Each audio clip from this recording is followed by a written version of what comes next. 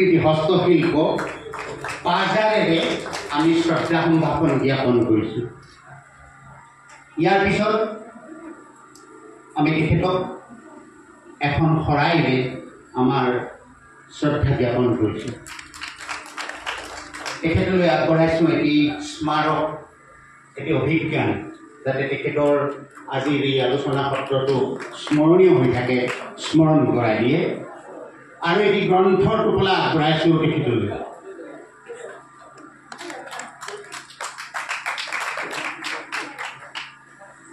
ধন্যবাদ। এক গামোচাৰে আদৰণি জনাইছোঁ, লগতে তেখেতলৈ এটি স্মাৰক আমি আগবঢ়াইছোঁ। কলাইগাঁৱৰে সুসন্তান ডক্টৰ দীপামণি বৰুৱা দাস। এয়া মই দীপামণিক আপোনালোকৰ সৈতে চিনাকি কৰি দিছোঁ। প্ৰথমে এখনি পাজাৰেৰে তেওঁলৈ আমাৰ মৰম আৰু শুভেচ্ছা জ্ঞাপন কৰিছোঁ। এটি স্মাৰক তেওঁলৈ আগবঢ়োৱা হৈছে। এটি গ্ৰন্থৰ টোপোলাও আমি তেওঁৰ হাতত তুলি দিছোঁ। এয়া কৰুণাকান্ত ডেকা ডাঙৰীয়া। এটি স্মাৰক, এটি গ্ৰন্থৰ টোপোলাৰে আমাৰ আদৰ অভ্যৰ্থনা জ্ঞাপন কৰিছোঁ। কৰুণাকান্ত ভাগৱতী মহাশয়, যিগৰাকীয়ে লোক সংস্কৃতিৰ চৰ্চা কৰে, এই সম্পৰ্কীয় চিন্তা চেতনাৰে সমৃদ্ধ। আমি এখনি পাজাৰেৰে আমাৰ অন্তৰৰ সম্ভাষণ জ্ঞাপন কৰিছোঁ। এটি স্মাৰক আৰু এখন গ্ৰন্থৰেও তেখেতলৈ আমাৰ শ্ৰদ্ধা সম্ভাষণ যাচিছোঁ।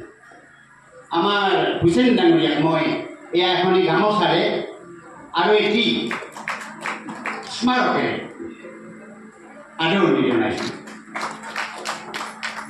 আমাৰ আন্তৰিক শ্ৰদ্ধা সম্ভাষণ জ্ঞাপন কৰিছোঁ। তেখেতক ভাৰত ৰাষ্ট্ৰই পদ্মশ্ৰী প্ৰদান কৰিছে।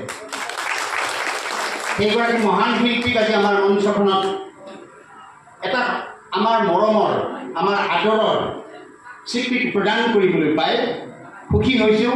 এয়া কেৱল আমাৰ শ্ৰদ্ধা আৰু ভাল পোৱাহে। তেখেতক আমি কিবা বহুত দিব নোৱাৰিম, টকা পইচা দিবলৈ আমি সমৰ্থ নহওঁ। তেখেতৰ প্ৰতি সম্বৰ্ধনাৰ বাবে যুগুত কৰা এই সম্বৰ্ধনা পত্ৰখন মই প্ৰথমে পাঠ কৰি দিছোঁ। চিৰচেনেহী মোৰ ভাষা জননী, ওদালগুৰি জিলা সাহিত্য সভা, মুখ্য কাৰ্যালয় ওদালগুৰি, 7845009 অসম। শ্ৰী শ্ৰী গোবিন্দ মিশ্ৰ সাহিত্য সভা, মন্ত্ৰীৰাম বৰুৱা ভৱন, তুলসীপাৰ, ভোলাবাৰী জিলা ওদালগুৰি অসম। ইয়াত লিখা হৈছে, সুকনান্নী সংগীতৰ বিশিষ্ট শিল্পী, অসম গৌৰৱ পদ্মশ্ৰী দ্ৰোণ ভূঞা দেৱলৈ আন্তৰিক সম্বৰ্ধনা।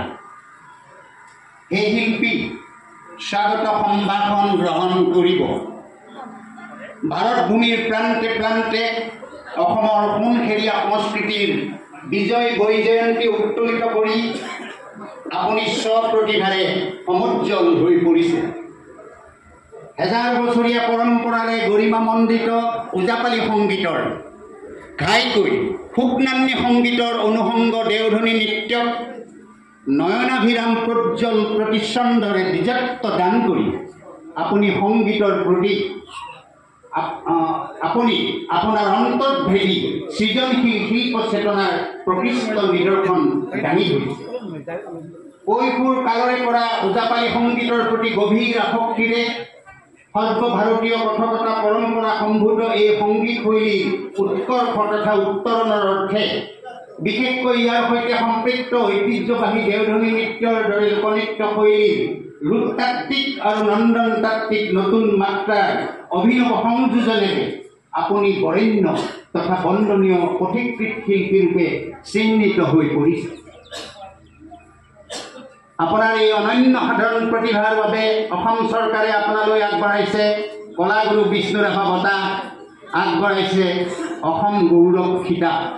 ৰাইজৰ আদৰ আৰু সুভাষিত শিৰত লৈ অজস্ৰ বঁটা আৰু সম্বৰ্ধনাৰে বিভূষিত হৈ আপুনি শেহতীয়াকৈ ৰাষ্ট্ৰীয় পদ্মশ্ৰী সন্মান লাভ কৰিবলৈ সৌভাগ্য অৰ্জন কৰিছে।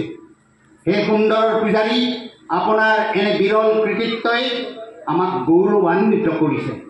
ওদালগুৰি জিলা সাহিত্য সভা আৰু শ্ৰী শ্ৰী গোবিন্দ মিশ্ৰ সাহিত্য সভাৰ যুটীয়া উদ্যোগত শ্ৰী শ্ৰী গোবিন্দ মিশ্ৰ সাহিত্য সভা প্ৰেক্ষাগৃহত আজি লোক সংস্কৃতিৰ আলোচনা সত্ৰ উপলক্ষে আয়োজিত এই বিদ্যায়তনিক অনুষ্ঠানত এগৰাকী গুণাকৰ শিল্পী ৰূপে আপোনাক সম্বৰ্ধনা জনাবলৈ পাই আমি অতি আনন্দিত আৰু গৌৰৱান্বিত।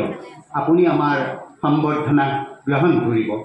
চিৰসুন্দৰে আপোনাক সুস্বাস্থ্য আৰু দীৰ্ঘ জীৱন দান কৰক। এই শুভকামনাৰে আপোনাৰ গুণমুগ্ধ গৌৰী শংকৰ দাস সভাপতি, নিৰ্মল নাথ সম্পাদক, ওদালগুৰি জিলা সাহিত্য সভা, তৰুণৰাজ ডেকা সভাপতি, ভৱেন হাজৰিকা সম্পাদক, গোবিন্দ মিশ্ৰ সাহিত্য সভা, 18 আগষ্ট 2024 খ্ৰীষ্টাব্দ। এইখন তেখেতলৈ যুগুত কৰা আমাৰ সম্বৰ্ধনা পত্ৰ। এই সম্বৰ্ধনা পত্ৰৰ প্ৰদানৰ প্ৰাক্ষণত তেখেতক এখনি পাজাৰেৰে সম্বৰ্ধিছে আমাৰ শ্ৰদ্ধেয়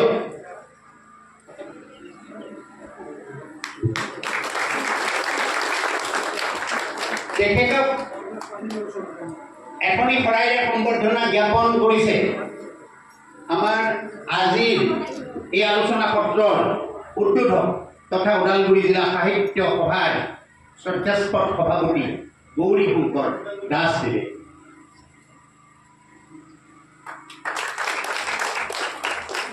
তেখেতলৈ আমি এই সম্বৰ্ধনা পত্ৰখন আগবঢ়াইছোঁ।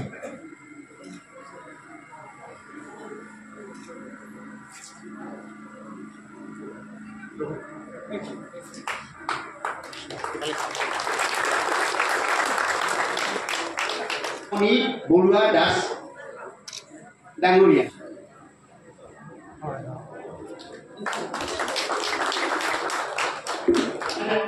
এগৰাকী কৃতি শিক্ষক, যিগৰাকী ইতিমধ্যে অৱসৰ গ্ৰহণ কৰিছে আৰু ওদালগুৰি জিলা সাহিত্য সভাত নেতৃত্ব দি জিলাখনক এটা নতুন আয়তন দান কৰিছে। তদুপৰি কীৰ্তন পুথি, নামঘোষা পুথি অসমীয়া ভাষাৰ পৰা ভাষান্তৰিত কৰি নেপালী ভাষালৈকে নি তেওঁ গোটেই জাতিটোক কৃতজ্ঞতাৰ পাঠত আবদ্ধ কৰিছে। মই এইগৰাকী আমাৰ প্ৰাক্তন সভাপতিক এখনি গামোচাৰে শ্ৰদ্ধা নিবেদন কৰিছোঁ। এয়া শ্ৰদ্ধাস্পদ তাৰানাথ কলিতা মহাশয় শ্ৰদ্ধা নিবেদন কৰিছে এখনি গামোচাৰে। এই আদিত কলিতা ছাৰ, তেখেতো এগৰাকী অৱসৰী কৃতি শিক্ষক। জীৱন চন্দ্ৰ চহৰীয়া ছাৰ তথা সমাজ হিতৈষী হিচাপেও আমাৰ অঞ্চলত পৰিচিত। আমাৰ সংগঠক সম্পাদক বলেন চহৰীয়াই তেখেতক এখনি গামোচাৰে আন্তৰিক শ্ৰদ্ধা নিবেদন কৰিছে। আমি গোবিন্দ মিশ্ৰ সাহিত্য সভাৰ তৰফৰ পৰা তেখেতক পৰিচয় জ্ঞাপন কৰিছোঁ আৰু এটি স্মাৰক আমি তেখেতৰ হাতত তুলি দিছোঁ। ইতিমধ্যে আজিৰ কাৰ্যসূচী ৰূপায়ণ কৰা আমাৰ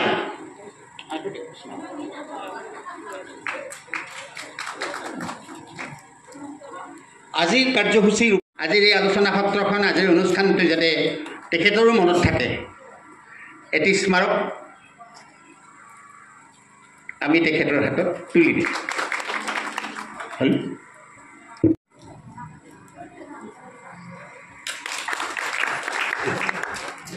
গৌৰী শংকৰ দাস ডাঙৰীয়াক মই তেখেতক উদ্বোধনী ভাষণ আগবঢ়াবলৈ অনুৰোধ কৰিছোঁ।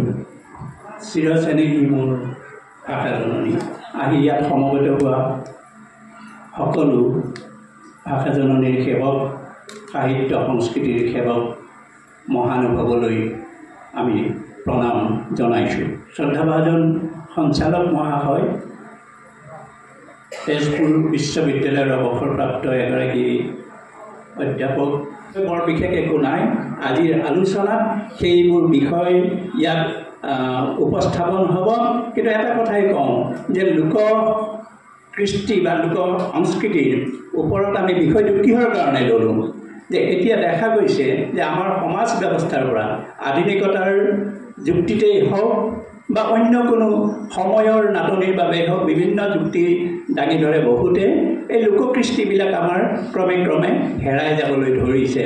গতিকে এইবোৰ যাতে আমি হেৰাই যাবলৈ দিব নোৱাৰোঁ, এইবোৰ যাতে আমি ধৰি ৰাখিবলৈ পাৰোঁ, তাৰ কাৰণে আমি সকলো সচেতন হ'ব লাগিব, সকলো শ্ৰদ্ধাশীল সচেতন ব্যক্তি আমি আৰু সজাগ হ'ব লাগিব।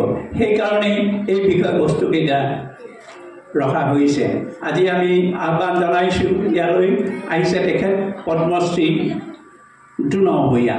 গতিকে তেখেতৰ ইতিমধ্যে পৰিচয় হৈ গৈছে। তেখেতে কেইবাগৰাকীও শিল্পীৰ লগত লৈ আহিছে। আজি দেওধনী নৃত্যৰ পৰম্পৰা এই আলোচনা, এই শীৰ্ষক আলোচনা তেখেতসকলে নিশ্চয় ইয়াত অংশগ্ৰহণ কৰিব। গতিকে তেখেতসকল চিপাঝাৰৰ পৰা আহিছে, গতিকে তেখেতসকলে কষ্ট স্বীকাৰ কৰিছে আমাৰ কাৰণে। ইয়াৰ বাহিৰেও যিসকল আজীৱন সভ্য ইয়াত উপস্থিত আছে, সেইসকলৰ প্ৰতি শ্ৰদ্ধা নিবেদন কৰিছোঁ। আমাৰ জিলা সাহিত্য সভাৰ প্ৰাক্তন সভাপতি কেইবাগৰাকীও, প্ৰাক্তন উপসভাপতি কেইবাগৰাকীও ইয়াত উপস্থিত আছে আৰু বয়োজ্যেষ্ঠ ব্যক্তি উপস্থিত আছে। তেখেতসকলৰ প্ৰতিও মান্যানুসাৰে তেখেতসকল আমাৰ শ্ৰদ্ধেয় ব্যক্তি, আমি তেখেতসকলক শ্ৰদ্ধা নিবেদন কৰিছোঁ। আৰু যিসকল আমাৰ এই অনুজ আছে, তেখেতসকলৰ প্ৰতি আমি স্নেহ জ্ঞাপন কৰিছোঁ। সংবাদসেৱী বন্ধু বান্ধৱীসকলো ইয়াত উপস্থিত আছে, তেখেতসকলৰ প্ৰতিও কৃতজ্ঞতা জ্ঞাপন কৰিছোঁ। ভুৱনেশ্বৰ চহৰীয়া ছাৰৰ বাইদেউ, তেখেতৰ সহধৰ্মিনী বাইদেউ লিপিকা চহৰীয়া বাইদেউ তেখেতো আহিছে। আৰু মই আহি থাকোঁতে তেখেতসকলৰ লগত টংলাৰ পৰা একেলগে আহিছোঁ। গতিকে টংলাৰ কিছু চমু পৰিচয় মই তেখেতক অৱগত কৰিছোঁ। আৰু তেখেত সুখী হৈছে যে নৱজিৎ দাসৰ দৰে এগৰাকী শিল্পী টংলাত আছে। গতিকে নৱজিৎ দাসৰ কথা উল্লেখ কৰিছে। আৰু তেখেতে প্ৰথম পৰিচয়তে টংলাত যেতিয়া লগ পাইছিলোঁ যে টংলা এখন পুণ্যভূমি বুলি কৈছিল, মই গৰ্বিত হৈছিলোঁ। এইকাৰণে গৰ্বিত হৈছিলোঁ যে টংলাত তপজ্জোলা মোৰ উদ্বোধনী ভাষণ ইয়াতে সামৰিছোঁ। নমস্কাৰ। তপজ্জোলালী সমন্বয়ৰ চিন্তানায়ক, আপোনালোকে সমন্বয়ৰ চিন্তানায়ক সুবিধাৰে তেখেতক মাতিছে মংগল শান্তি ব্ৰহ্ম আৰু মেদিনী চৌধুৰীৰ দৰে লেখক সাহিত্যিক য'ত আছে। আৰু ইমানবোৰ মানুহ, বিশেষকৈ মই কেইবাগৰাকী মানুহক জানো, আৰু তেখেতসকলে অতি নীৰৱে কাম কৰি আছে, অতি তেওঁলোক প্ৰচাৰ বিমুখ মানুহ।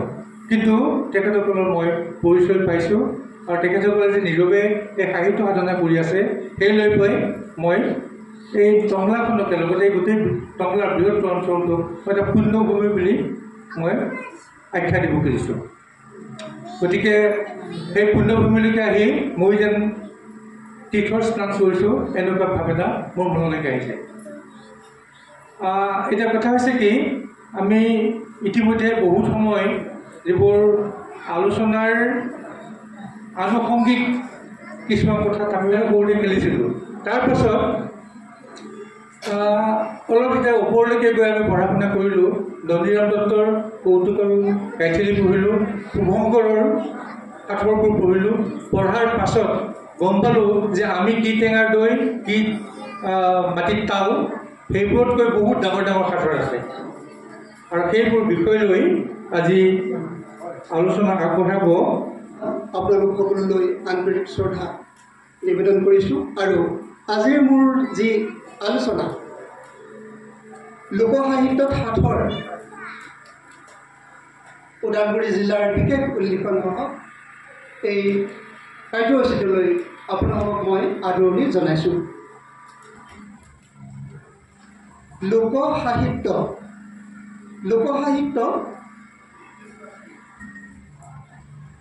দৰাচলতে জাতিৰ প্ৰাণ স্পন্দন, জাতিৰ জাতীয়ত্বৰ পৰিচয়ক। লোকসাহিত্য সমাজৰ সামূহিক জীৱনৰ বাচিক বা শাব্দিক কলা। এইবোৰ লোকজীৱনে লাভ কৰা শতিকাজোৰা অভিজ্ঞতাৰ ফচল।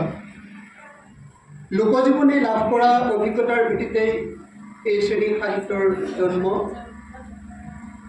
সময়ৰ সোঁতত জীৱনৰ এই অভিজ্ঞতাবোৰেই ছন্দ, কথা আৰু উক্তিৰ মাজেৰে প্ৰকাশ লাভ কৰে। ছন্দই সময়ত গতি কৰে গীতলৈ, আৰু কথাই ৰূপ সলাই কাহিনীলৈ। মানুহৰ মুখে মুখে চলি অহা কাৰণে এই শ্ৰেণীৰ সাহিত্যক মৌখিক সাহিত্য বা জনসাহিত্য এই পৰিভাষাটোৰেও বুজোৱা হয়। লোকসাহিত্য দৰাচলতে মৌখিক সাহিত্য, মানুহৰ মুখে মুখে পৰম্পৰাগতভাৱে চলি আহি থাকে। এই শ্ৰেণীৰ সাহিত্যৰ কেইবাটাও শাখা আছে আৰু সেইবিলাকৰ নিজা নিজা ৰূপ বা আকৃতি আছে। সেইবাবেই এই সাহিত্যৰাজিক বুজাবলৈ বাচিক কলা অৰ্থাৎ ভাৰ্বেল আৰ্ট এই শব্দটো ব্যৱহাৰ কৰা হয়। আৰু এই বাচিক কলাবিধৰ পৰিসৰত আছে বিবিধ গীত পদ, কাহিনী, লোকোক্তি, প্ৰবচন, সাঁথৰ বা দৃষ্টান্ত। আমাৰ দৰং জিলাত সাঁথৰক আচলতে এটা শব্দৰে বুজোৱা হয়, আপোনালোকে নিশ্চয় জানে, সস্তা বুলি কয়। আমি আগতে শুনিছিলোঁ, আমাৰ আইতাহঁতে মানে কৈছিল মই এটা সস্তা দিম ফাংচন এনেকৈ, গতিকে এটা শব্দ সস্তা। মৌখিক সাহিত্যৰাজিৰ সৃষ্টিৰ পটভূমি সাধাৰণতে আমাৰ লোকসমাজ। লোকসমাজ বুলি কওঁতে আচলতে কোনখিনি লোক, কোনখিনি মানুহৰ কথা ইয়াত কোৱা হৈছে। আচলতে যিখিনি নেকি আমাৰ অনাসৰি কৃষিজীৱী, এটা আনন্দ বিষাদ বিজড়িত হ'লে এতিয়া তাত সোমাই আছে। আমাৰ দৰং জিলাৰ যি জনগাঁথনি, জনজাতীয় আৰু অজনজাতীয় লোকৰ সংমিশ্ৰণেৰে গঢ়ি উঠা এটা ভৌগোলিক অঞ্চল, আৰু দৰঙীয়া লোক সমাজখন স্বাভাৱিকতে এখন সংমিশ্ৰিত সমাজ। কাজেই ইয়াৰ লোক সংস্কৃতিও মূলতঃ সংমিশ্ৰণৰ সংস্কৃতি। এই সংস্কৃতিৰ প্ৰকাশৰ মাধ্যমটো স্থানীয় আমাৰ অসমীয়া ভাষা, যিটোক আমি লোকভাষা বুলিও ক'ব পাৰোঁ। গতিকে অবিভক্ত দৰঙী লোকসাহিত্য বুলিলে দৰাচলতে অসমীয়া ভাষাত ৰচিত এই সাহিত্যখিনিকে আমি বুজিব।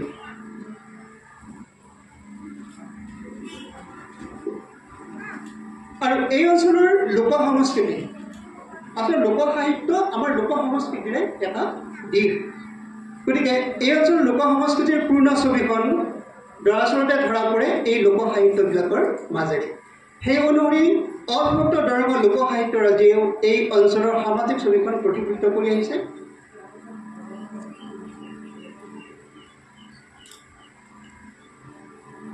এতিয়া লোকসাহিত্যৰে এটা প্ৰধান ভাগ সাঁথৰ। মই আগতে কৈছোঁ সাঁথৰক আমাৰ দৰঙত দৃষ্টান্ত বুলিও অভিহিত কৰা হয়। আচলতে ইয়াক এক প্ৰকাৰ লোককথা বা জনকথা বুলি কোৱা হয়। অন্য বাচিক কলাৰ দৰে সাঁথৰবোৰো অবিভক্ত দৰঙীয়া লোক সমাজত অতীতৰ পৰাই মুখে মুখে চলি আহিছে, আৰু সেই গুণেই এইবিধ মৌখিক সাহিত্য। আচলতে সাঁথৰ শব্দটোনো ক'ৰ পৰা আহিছে আমি সেই কথাটো আমি জনাটো প্ৰয়োজন। সাঁথৰ আচলতে আমি আমাকো কৈছে, যেতিয়া আমি পুখুৰীত সাঁতুৰি আছিলোঁ, এই সাঁতুৰি কি আছা, সাঁতুৰি আচলতে অল্পকণ ধ্বনিটো আচলতে উচ্চাৰণ নহয়, থ উচ্চাৰণ কৰে। আৰু সাঁথৰ এই বানানটোৰ দন্তীয় সৎ আকাৰে সাত আৰু ছন্দবিন্দু আছে। ছন্দবিন্দুটো এই যে নেজৰ চাউণ্ডটো, নাকিত এই ধ্বনিটো অহাৰ মূলতে হৈছে সাঁতোৰ। আচলতে সাঁতোৰ শব্দৰ পৰা সাঁথৰ শব্দটো আহিছে। দহটাই বিচাৰে দুটাই নোৱাৰে।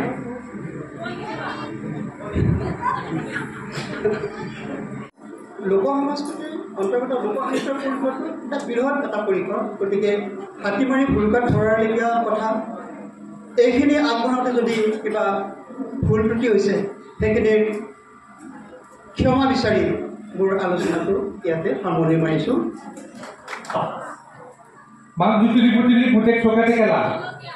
বাপৰে, ইয়াৰ লগতে আৰু কিছু গণিতৰ সাঁথৰ আছে। দুটামান সাঁথৰ ডক্টৰ ডেকাই ক'লে।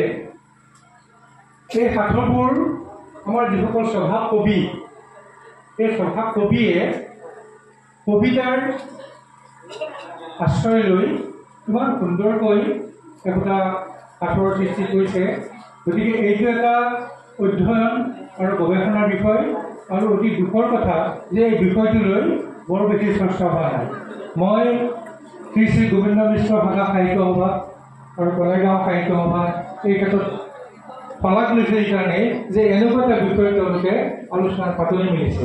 মই ডক্টৰ ডেকাক ইতিমধ্যে কৈছোঁ, যদি পাৰে তেখেতে ইতিমধ্যে PhD কৰিছে, তেখেতে যদি কোনোবাই এজন ষ্টুডেণ্ট পায়, যদি এজন ছাত্ৰ পায়, তেতিয়াহ'লে এই ছাত্ৰজনৰ সহায়ত এই বিষয়টো লৈ অধ্যয়ন গৱেষণা আৰু সংগ্ৰহ কাৰ্যটো কৰক। আৰু যদি PhD নহওক, যদি এখন গ্ৰন্থ যদি হয়, তেতিয়াহ'লে আমাৰ অসমীয়া ভাষা আৰু সাহিত্যৰ এটা ডাঙৰ কাম হ'ব। আৰু এইটোত যে এই যে আলোচনাৰ বীজ ইয়াতে ৰোপণ কৰা হৈছিলে, তাৰ কাৰণে এই শ্ৰী শ্ৰী গোবিন্দ মিশ্ৰ সাহিত্য সভা সদায় শলাগৰ পাত্ৰ হৈ ৰ'ব, মই বৰ পাওঁ। এইবাৰ আমি অনুৰোধ কৰিম ডক্টৰ দীপামণি বৰুৱাদাসে এই বিষয়ত অধ্যয়ন আৰু গৱেষণা কৰিছে। ওদালগুৰি জিলা সাহিত্য সভা আৰু শ্ৰী শ্ৰী গোবিন্দ মিশ্ৰ সাহিত্য সভাৰ যুটীয়া উদ্যোগত যিয়ে লোক সংস্কৃতি বিষয়ক আলোচনা সত্ৰৰ আয়োজন কৰিছে, এই আলোচনা সত্ৰৰ মোৰ সন্মানীয় ডক্টৰ ভুৱনেশ্বৰ চহৰীয়াদেৱ প্ৰমুখ্যে মঞ্চত উপবিষ্ট বিশিষ্ট অতিথিবৃন্দ আৰু সভাগৃহত উপস্থিত সুধীবৃন্দ। নাচ বা বসু নৃত্য এনেকুৱা একাধিক নৃত্য আমাৰ অসমত লোকনৃত্য আছে। তাৎপৰ্যপূৰ্ণভাৱে যদি আমি চাওঁ, কি জনজাতিয়েই হওক অথবা অজনজাতিয়েই হওক, এই লোকনৃত্য দেখা যায় পূজা, উপাসনা, উৎসৱ, পাৰ্বণ, কৃষি, প্ৰেম প্ৰণয়মূলক এইবিলাকতহে কি হয় এই লোকনৃত্য পৰিৱেশিত। আৰু তেনেকৈ আমি কিছুমান ভাগো কৰি লৈছোঁ, যেনে পূজা উপাসনাৰ সৈতে জড়িত কেতবোৰ নৃত্য, যেনে ঢুলীয়া, ওজাপালি, পুতলা নাচ। আকৌ তেনেকৈ উৎসৱ অনুষ্ঠানৰ সৈতে জড়িত কেতবোৰ লোকনৃত্য যদি কওঁ, বিহু নৃত্যটো আছেই, বড়োসকলৰ বৈশাগু নাচ, ডুমাচী নাচ, বড়োসকলৰ বাগুৰুম্বা নাচ বা বড়ো নৃত্য, গুমৰাগ মিচিংসকলৰ গুমৰাগ নাচ, তিৱাসকলৰ চগ্ৰা নাচ, বগেজাৰী নাচ পাতিৰাভাসকলৰ, সোণোৱাল কছাৰীহঁতৰ হগ্ৰা নাচ ইত্যাদি। এইবিলাকক আমি উৎসৱ অনুষ্ঠানৰ সৈতে জড়িত লোকনৃত্যত অন্তৰ্ভুক্ত কৰিছোঁ। তাৰপিছতে যদি আহিছোঁ কৃষিৰ সৈতে জড়িত লোকনৃত্য, কৃষিৰ সৈতেও আমাৰ বিহু জড়িতটো আছে, বৈশাগু আছে, তেনেকৈ ৰাভাসকলৰ খুকচি আছে, গুমৰাগ আছে, বুচু নাচ আছে।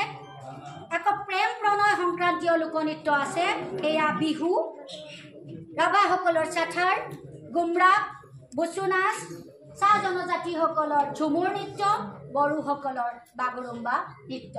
এইখিনিক আমি লোকনৃত্য সেই তেওঁলোকৰ অনুসংগত নচা বিষয় অনুসৰি আমি কিছুমান ভাগত ভাগ কৰি লৈছোঁ।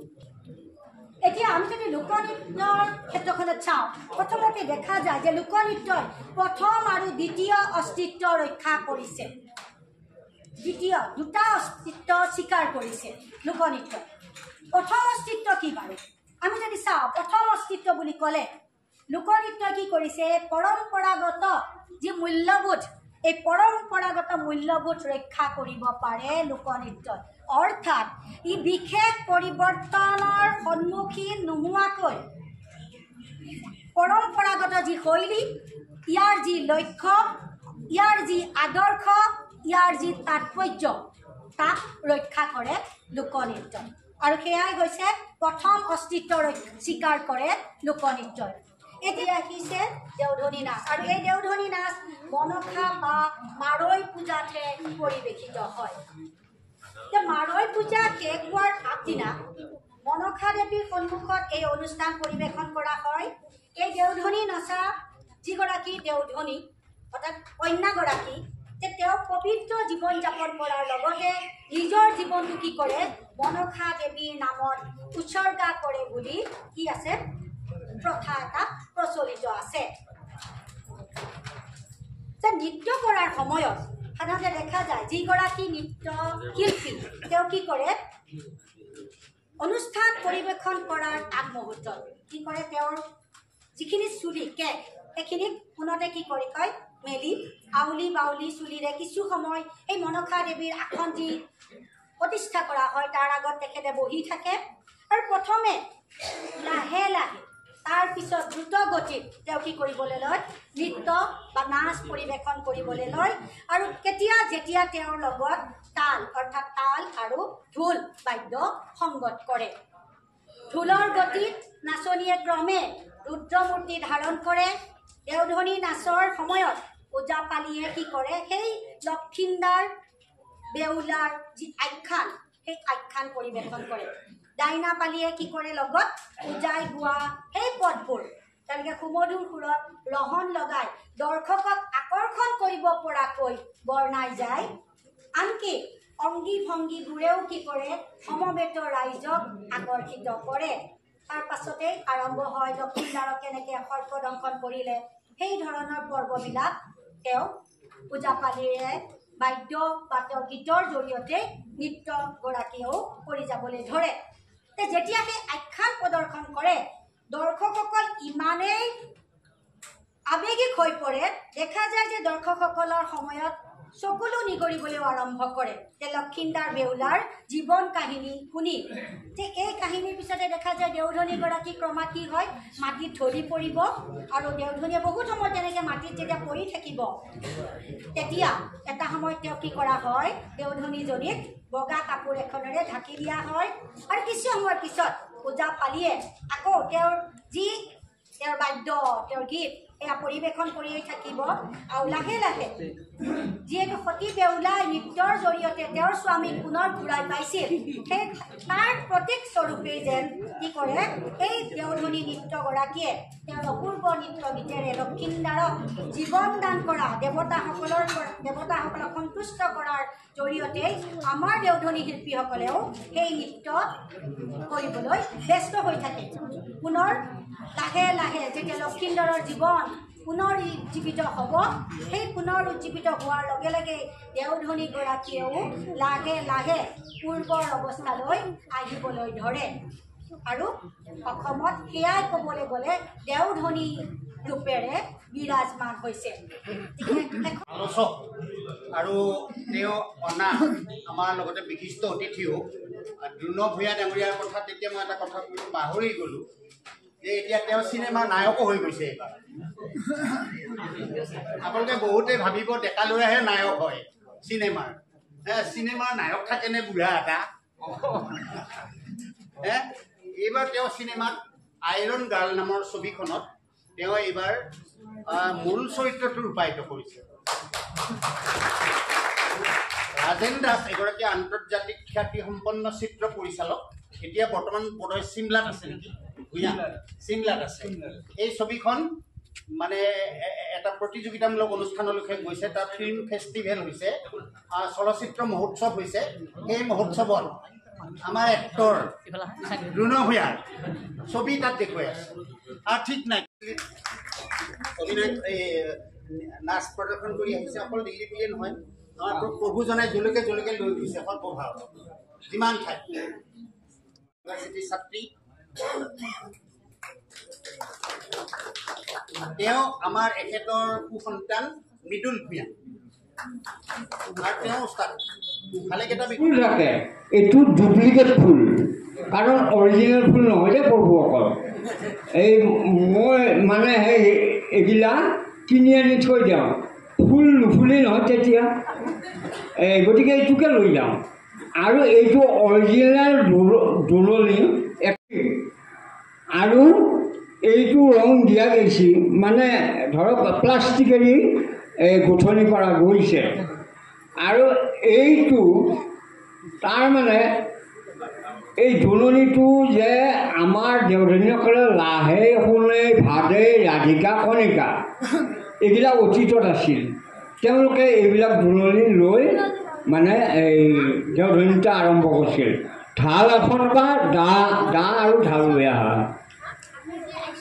তাৰোপৰি এইটো মানে সকলো দেৱতাক আমি আৰাধনা কৰিম বন্দিবু মাতিম বা বন্দিবু মাতোঁতে যে শিৱা বৈষ্ণী শীতলা মনসা চবকে মাতি মানে এওঁলোক ওলাব এয়ে হ'ল ৰণচণ্ডী এয়া খৰ্গ এয়ে হ'ল ঢাল যেতিয়া দুৰ্গা দেৱীয়ে মানে মহিষাসুৰক বধ কৰিছিল তেতিয়া মহিষাসুৰক বধ কৰা এটা তাৎপৰ্য আছে প্ৰেম ভাৱে চাইছিল চাওঁতে মনৰ কথা জানাই দেখি মনসা পদ্মাৰ পাতত জন্ম পাইছে যে পদ্মাৱতী বিষ প্ৰাণ কৰাৰ কাৰণত বিষহৰি আৰু তেওঁ ৰণচণ্ডী ৰূপ ধৰিলে ৰূপ ধৰি মানে এই মহিষাসুৰক বধ কৰিছিল তাৰমানে ছেভ কৰাৰ কাৰণত ঢাল আৰু এইখন খৰ্গ যে বাগৰুম্বা ৰণচণ্ডী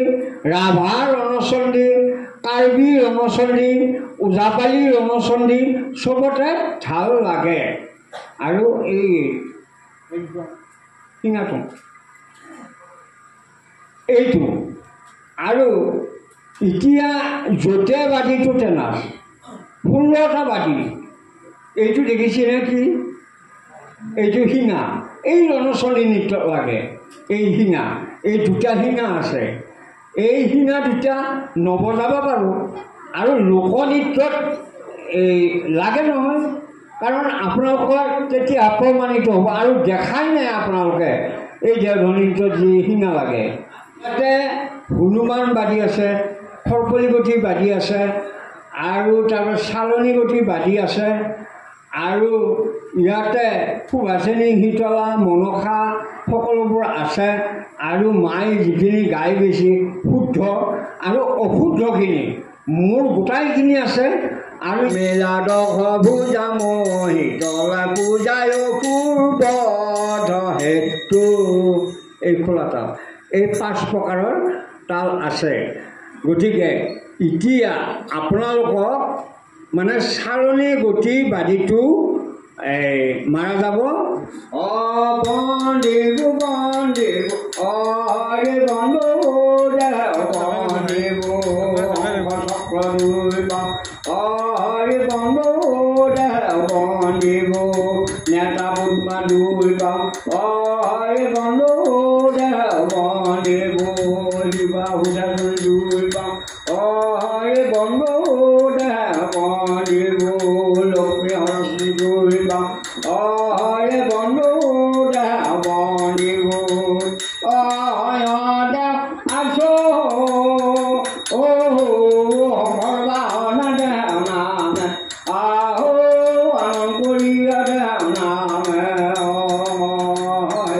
প্ৰথমতে নামে আদি নিৰঞ্জন ব্ৰহ্মাবিষ্ণু মুহাত নামে তিনিজন দেৱ আছো সৰ্বাহন দেৱ নাম আহো আনন্দ কৰি দেৱ নামে নাৰায়ণ দেৱক মন্দিৰ মোজা লোকৰ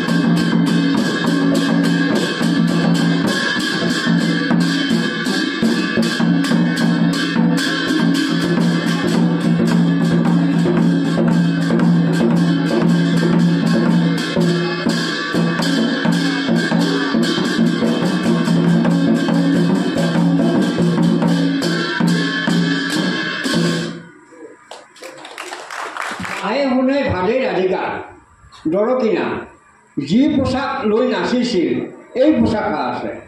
কাৰণ মই নতুনকৈ বনাইছোঁ।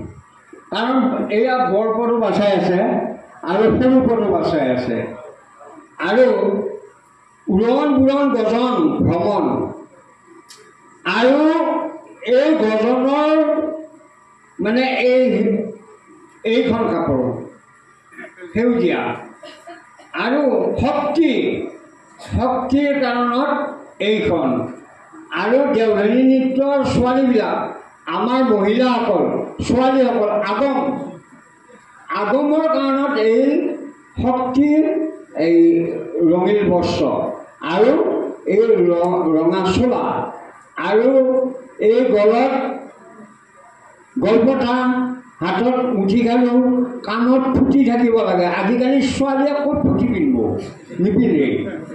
এই হাতত আঙুঠি থাকিব লাগে আৰু আনপিনে এই মুগাৰ মেখেলা থাকিব লাগে আৰু আগৰ লাহে শুনে ভালে তেওঁলোকে মানে এই হেৰিত চোলাটো পিন্ধা নাছিল।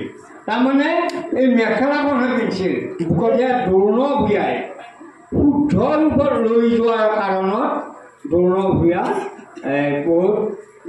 লোৱা সংবাদ এইবুলি দুৰ্গা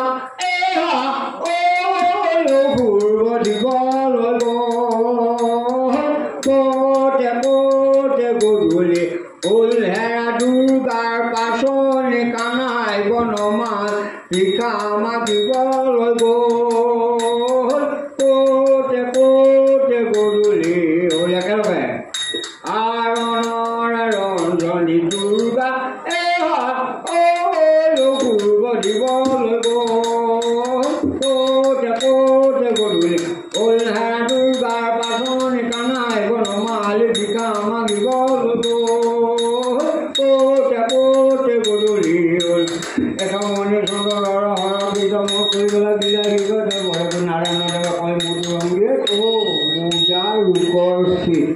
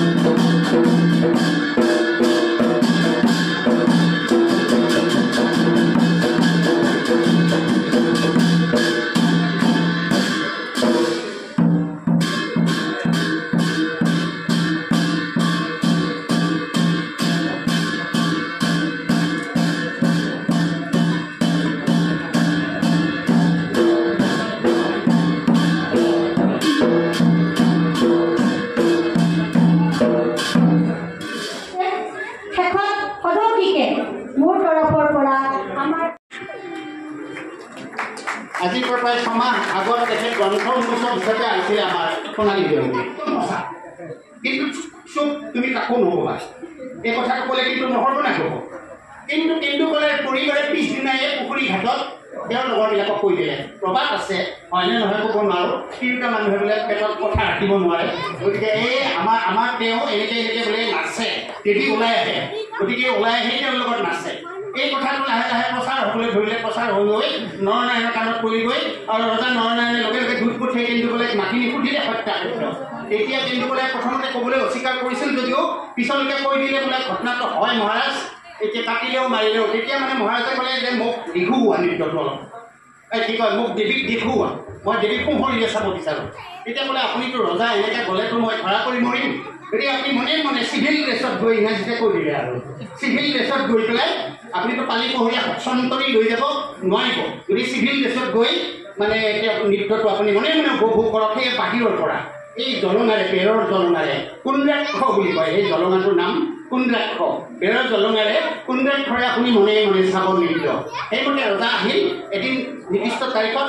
ৰজা অহাৰ পিছত মনে চাবলৈ ধৰিছে। ইতিমধ্যে কেন্দুকলাইয়ে আৰাধনা বা পূজা আৰম্ভ কৰিলে। পূজা আৰম্ভ কৰোঁতে হঠাৎ দেৱী মানে আৱিৰ্ভাৱ হ'ল আৰু নাচিবলৈ আৰম্ভ কৰিলে। লাহে লাহে বিলম্বিত লয়ৰ পৰা মধ্য লয়ত গতি কৰিছে নৃত্য ছন্দ। এনেকৈ হঠাৎ দেৱী প্ৰধান্বিত হৈ গৰ্জি উঠিল, কেন্দু লেহাই মূৰ্খ, তই মোৰ এটা কথাকে ৰক্ষা কৰিব নোৱাৰিলি, তোক ক্ষমা নাই, আই মোক ক্ষমা কৰা, নাই মোক ক্ষমা নকৰোঁ, আই মোক ক্ষমা কৰা। তাৰপিছত ঠাকে এটা চৰ লগাই দিলে কেন্দু। চৰটোত তেওঁৰ ডিঙিটো ছিঙি গ'ল। ওপৰতে প্ৰাৰ্থনা কৰিবলৈ আৰম্ভ কৰিলে, ডিঙিটো ওলমি থাকি প্ৰাৰ্থনা কৰি আছে, আই মোক ক্ষমা কৰা, আই ক্ষমা কৰা, মোৰ ভুল হৈ গ'ল। প্ৰাৰ্থনা সন্তুষ্ট হৈ দেৱীয়ে বৰ দিলে, যা বাচ্চা, তোৰ প্ৰাৰ্থনা সন্তুষ্ট হৈছোঁ, তই তোৰ জন্মভূমিলৈ যা, তই তোৰ জন্মভূমিলৈ যা আৰু তাতে গৈ তই পূজা পাতল খাই থাকিবি, তোৰ নাম যশ খ্যাতি চন্দ্ৰ দিবাকৰ থাকে মানে বহি থাকিব। আৰু সেইমতে সেই মূৰটো আহি যিখন দেৱালয়ত পৰিল সেইখন মূৰা দেৱালয়, যিখন দেৱৰ গাঁও, মূৰাটো কৰাৰ কাৰণে মূৰটো কৰাৰ কাৰণে মূৰা দেৱৰ গাঁওখন মূৰা দেৱৰ আৰু দেৱালয়খন দেৱ আলয় দেৱালয় বা দেৱালয়, সেই দেৱালয়খন মূৰা দেৱালয় আৰু গাঁওখন মূৰা দেৱৰ। আৰু কেন্দু কলাই মানে হ'ল কলাকাৰ, ৰজাই এতিয়া কিতাপ এই কলাকাৰজনৰ নামেৰে কলাইৰ গাঁও কলাই গাঁও আমাৰ হ'ল। আৰু এইটোৱেই মূল উপযোগ্য মূল গানটোৰ কণ্টেণ্ট।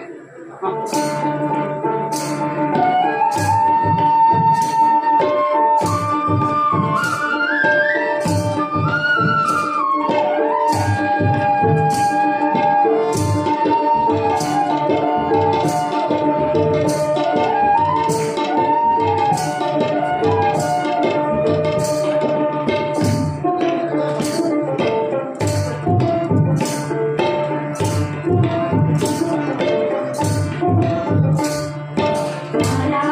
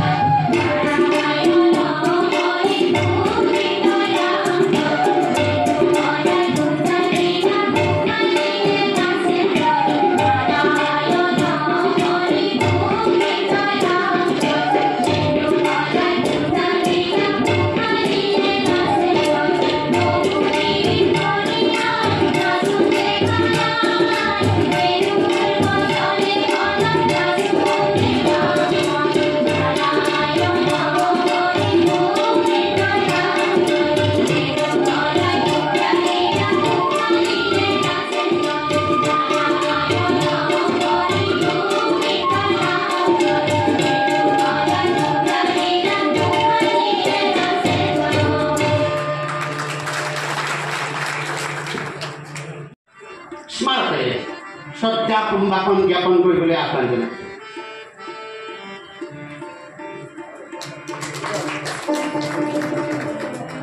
কিবা প্ৰকাৰে সহায় কৰে মোক অকণমান সহায় কৰি দিছে এই শুভক্ষণত দীপাংকৰ ডেকাকো মই ৰাইজৰ সৈতে চিনাকি কৰি দিছোঁ আৰু কৃতজ্ঞতা দিছোঁ।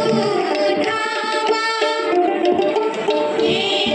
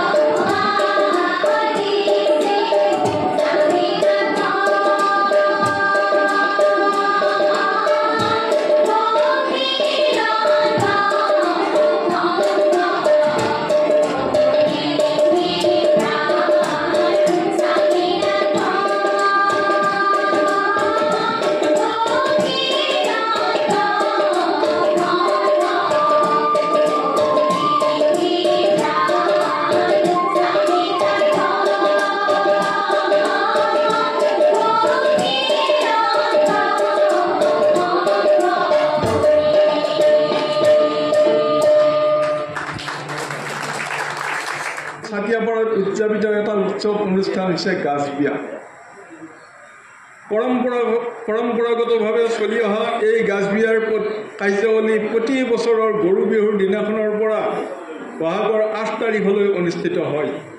সেই অনুসৰি গৰু বিহুৰ দিনাখন আঞ্চলিক ৰাইজে মিলি কোনো মানুহৰ ঘৰৰ পৰা দুডাল পোন বা মূৰাৰ সৈতে উঘালি আনে। তাৰে এডাল বা মূৰাৰ অংশৰ পৰা 4 হাত এক বেগেত ৰাখি বাকীখিনি কাটি পেলোৱা হয়।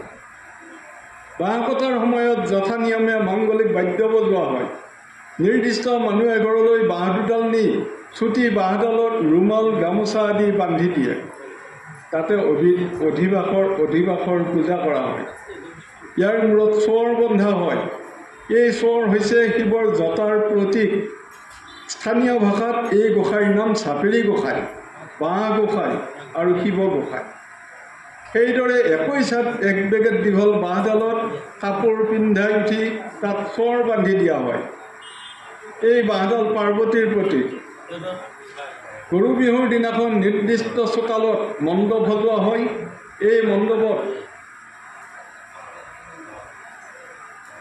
এই মণ্ডপত পাৰ্বতীৰ প্ৰতীক বাঁহ দুডাল প্ৰতিষ্ঠা কৰি ঢোল তাল শংখ ঘণ্টা আদি বজাই মংগল উৰুলি দিয়ে। তাত যথা নিয়মে পূজা সেৱা কৰাৰ পিছত বহাগৰ 1 তাৰিখে সমূহ ৰাইজে লগ লাগি গোসাঁই সজাই বেলপাতেৰে ধুৱাই উঠি পূজাত প্ৰতিষ্ঠা কৰে। তাৰ পিছত প্ৰসাদ বিতৰণ কৰা হয় আৰু পলাশগড় ছাতিয়াপাৰাত থকা গাজবিয়াৰ মন্দিৰলৈ অনা হয়। তাতে বাঁহ গোহাঁইক দৃষ্টিদান কৰা হয়। সেইদিনাৰ পৰা অৰ্থাৎ বহাগৰ 1 তাৰিখৰ পৰা 6 তাৰিখলৈ এই বাঁহ গোহাঁই ভক্তসকলৰ পদূলিয়ে পদূলিয়ে লৈ ফুৰায়। চুটি বাঁহডাল অৰ্থাৎ শিৱৰ প্ৰতীকক এজনে মূৰত তুলি লয়। দীঘলডাল অৰ্থাৎ পাৰ্বতীৰ প্ৰতীকক কেইজনমানে কান্ধত তুলি লৈ ফুৰে। ইয়াৰ লগে লগে বিভিন্ন মাংগলিক বাদ্য বজাই বজাই ৰাইজ গৈ থাকে। এই কাৰ্যবিলাক একেলেঠাৰিয়ে দিনে ৰাতিয়ে চলি থাকে। ভক্তসকলে বাঁহ গোহাঁইদ্বয়ক ঘৰলৈ আমন্ত্ৰণ কৰি নি ৰুমাল গামোচা আদিৰে সেৱা সৎকাৰ কৰে। লগত ফুৰা লোকসকলকো মাহ প্ৰসাদেৰে আপ্যায়ন কৰে। বহাগৰ 6 তাৰিখে বাঁহ গোহাঁইক প্ৰথম ঘৰ মানুহৰ ঘৰলৈ নি পূজা সেৱা কৰা হয়। তাৰপিছত আহঁত গছ এজোপাৰ গুৰিত থিয় কৰাই সেৱা কৰি আকৌ ভক্তসকলৰ ঘৰলৈ লৈ যায়। ৰাতি 10 বজাৰ পিছত গোসাঁই ফুৰোৱাটো সমাপ্ত হয়। ওদালগুৰি জিলা সাহিত্য সভা আৰু শ্ৰী শ্ৰী গোবিন্দ সাহিত্য সভাৰ যুটীয়া উদ্যোগত আজি যি লোক সংস্কৃতি আলোচনা সত্ৰ, এই সত্ৰৰ সন্মানীয় সঞ্চালক ডক্টৰ ভুৱনেশ্বৰ চহৰীয়া ছাৰ, আজিৰ এই সত্ৰখন উদ্বোধন কৰা উদ্বোধক শ্ৰীযুত গৌৰী শংকৰ দাস ডাঙৰীয়া, সভাপতি ওদালগুৰি জিলা সাহিত্য সভা। এই সভাত আপোনালোকৰ লগত আলোচনাত ভাগ লোৱা ডক্টৰ দীপাভনী দাস বাইদেউ, ডক্টৰ কৰুণাকান্ত ডেকা ছাৰ, শ্ৰীযুত কৰুণাকান্ত ভাগৱতী ছাৰ, আজিৰ আমাৰ এই সভাত বিশেষভাৱে উপস্থিত থকা ডক্টৰ জগদীশ পাটগিৰি, প্ৰাক্তন সম্পাদক সদৌ অসম সাহিত্য সভা, বিশিষ্ট অতিথি আমাৰ ভোগদানী ওজাক বিশ্ব দৰবাৰলৈ নিয়া পদ্মশ্ৰী দুৰ্ণৱ ভূঞা ডাঙৰীয়া, ডক্টৰ পবিত্ৰ শৰ্মা ডাঙৰীয়া, শ্ৰীযুত ইমৰান হুছেইন ডাঙৰীয়া, টংকেশ্বৰ বৰুৱা ডাঙৰীয়া, ধ্ৰুৱ প্ৰসাদ চহৰীয়া ডাঙৰীয়া, গোবিন্দ বিশ্ব সাহিত্য সভাৰ সভাপতি শ্ৰী তৰুণাজাত ডেকা ডাঙৰীয়া, আজিৰ এই আলোচনা চক্ৰত অংশগ্ৰহণ কৰা বা আৰু এই সত্ৰত শুনিবলৈ অহা এই অঞ্চলৰ সন্মানীয় বিশিষ্ট লোকসকল, মোৰ শ্ৰদ্ধাৰ শিক্ষাগুৰু হৰেশ্বৰ বৈশ্য ছাৰ, তো সকলোকে নমস্কাৰ জনাইছোঁ। আৰু খুব এটা সুন্দৰ অনুষ্ঠান আৰু বিগত বহুদিনৰ মূৰত সাহিত্য সভাৰ উদ্যোগত এনেকুৱা অনুষ্ঠান কলাইগাঁৱত হৈছে। এই আলোচনা সত্ৰ অধিৱেশনত হয়, কিন্তু এনেকুৱাকৈ এটা নিৰ্দিষ্ট সময়ত আমি দেখা নাই।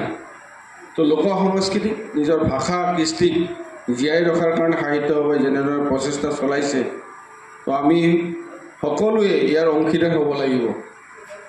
নিজৰ ভাষা আৰু কৃষ্টি যদি জীয়াই নাথাকে তেতিয়াহ'লে আমাৰ ভৱিষ্যত আমাৰ অন্ধকাৰ, আমি অন্ধ হৈ যাম। নিজৰ ভাষা আৰু আমাৰ যদি কৃষ্টি যদি হেৰাই যায় আৰু হেৰাই যোৱাৰ পথত সাহিত্য সভাই বিশেষভাৱে ভূমিকা নল'লে আজি আমাৰ যি লোক সংস্কৃতি আলোচনা মই লাষ্ট শেষত পালোঁ, মোৰ দুটামান প্ৰগ্ৰেম থকাৰ কাৰণে মই গোটেই সত্ৰটোত উপস্থিত থাকিব নোৱাৰিলোঁ।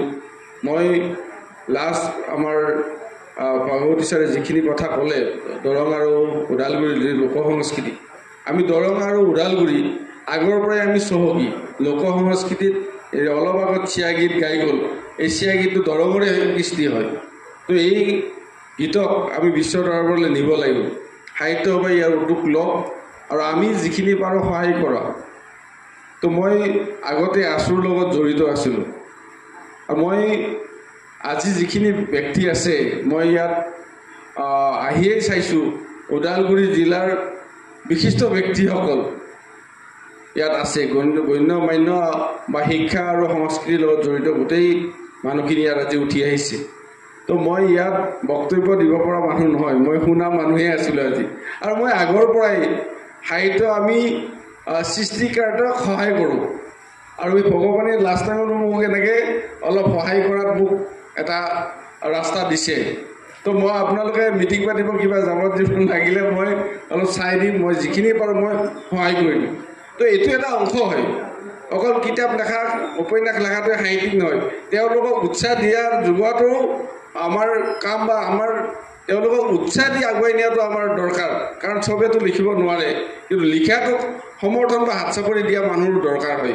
সেইকাৰণে সকলোৰে পৰিপূৰক আমি যিখিনি উৎসাহী। ইয়াৰ আগতে গোবিন্দ বিশ্ব সাহিত্য সভাৰ অধিৱেশন হৈ গ'ল আমাৰ সোণালী জয়ন্তী, ইয়াতে 50খনৰো অধিক গ্ৰন্থ প্ৰকাশ কৰিলে। এইটো কিন্তু এটা বহুত ডাঙৰ কথা।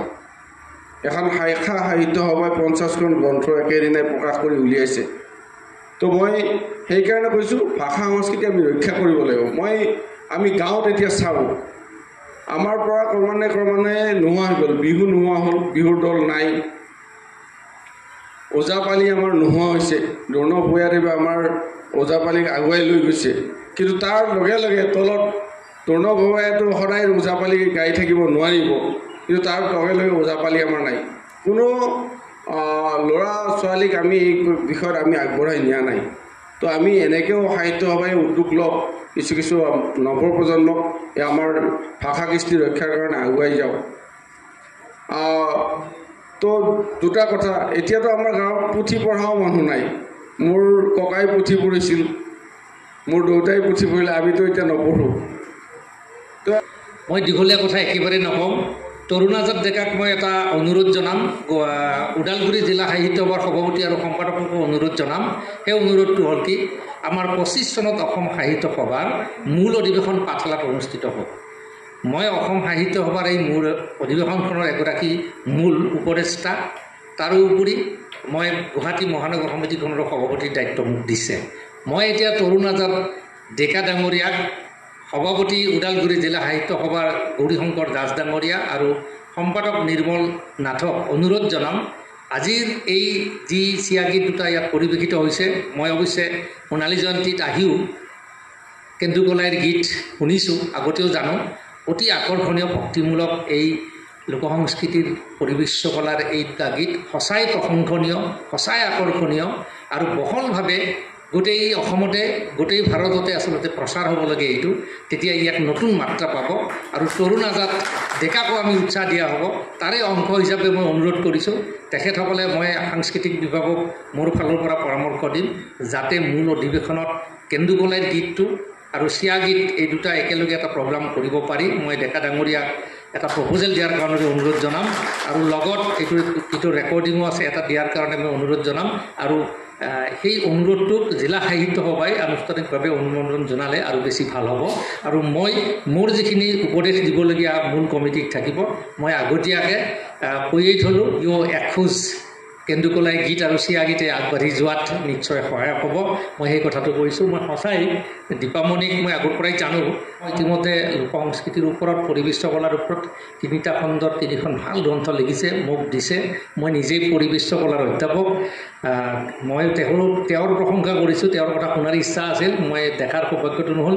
কিন্তু দৰঙী কৃষ্টি কলা কৃষ্টিৰ বিষয়ে মোৰ এটা সম্যক ধাৰণা আছে।